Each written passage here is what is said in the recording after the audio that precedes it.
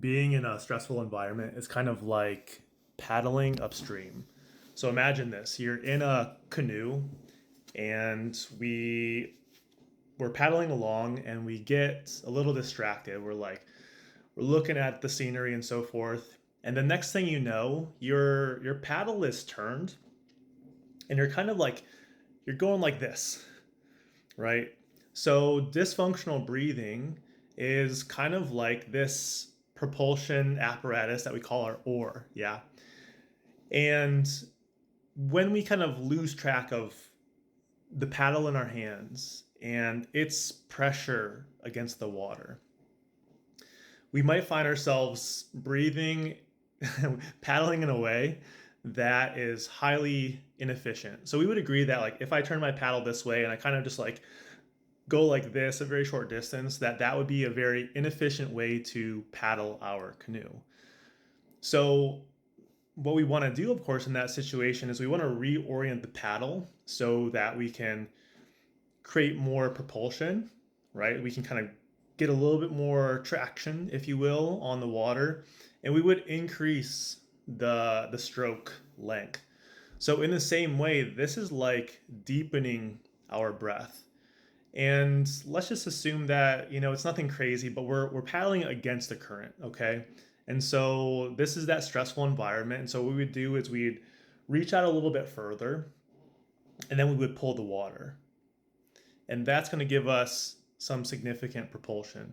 So imagine what the contrast is like with a bunch of really short strokes versus one long big stroke. So that's kind of like this, what deep breathing is like. And then when we do that and we start to pay attention to the pressure of the oar in our hands and the resistance of the water, then we can return to what's happening around us, navigating the stream. Maybe there's some branches and rocks in the water and things of that nature, and a bend in the river, and all of these things. That's still very important.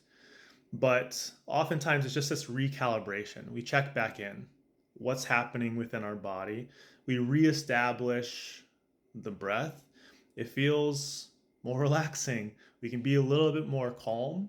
We can be a little bit more intentional with what it is exactly that we're doing as we navigate the stressful environment. And what that does is it builds in efficiency. So we're saving energy. When we paddle this way, we're not as tired at the end of the day. And the good news is that we're not always paddling upstream, right? Sometimes we're in still water. Sometimes we're even going with the current.